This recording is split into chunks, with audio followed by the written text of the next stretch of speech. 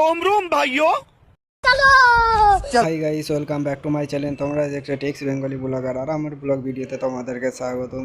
তো দেখতে পাচ্ছ আমার হাতে গাড়ির চাবি। আমি একটু ছোট করে রাইডিংয়ে যাব, বেলপুকুর রাইডিং। আর বিকেলতে খুব জোর পানি হচ্ছিল, তো দেখতে পাচ্ছ কেমন কী সব অবস্থা, পুরো রাস্তা কাদা হয়ে গেছে।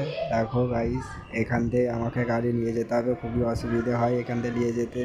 দেখতে পাচ্ছ কত মুশকিলের মধ্যে গাড়িটা বের করানো হচ্ছে। এখানে আমি আর একটু হলে পড়ে যেতাম, চাকা স্লিপ করে গেছিলো। তোমরা দেখো, দেখলে বুঝতে পারবে কতটা চাকা স্লিপ মেরেছিল।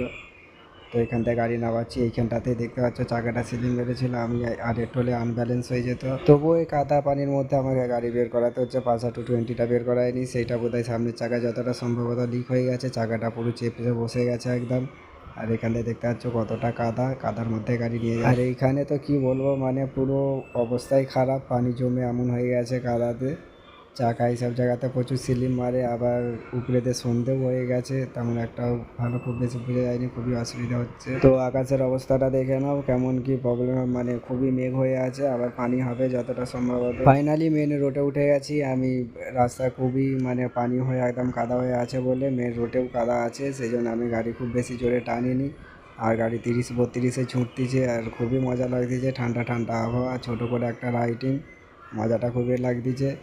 আর আমার চ্যানেলে যারা নতুন হয়ে থাকে চ্যানেলটাকে প্লিজ সাবস্ক্রাইব করে দিবে। যারা যারা চ্যানেলে দেখছো আমার ভিডিও, সাবস্ক্রাইব করে দিবে ভাই। সাবস্ক্রাইব করলে তোমারও কিছু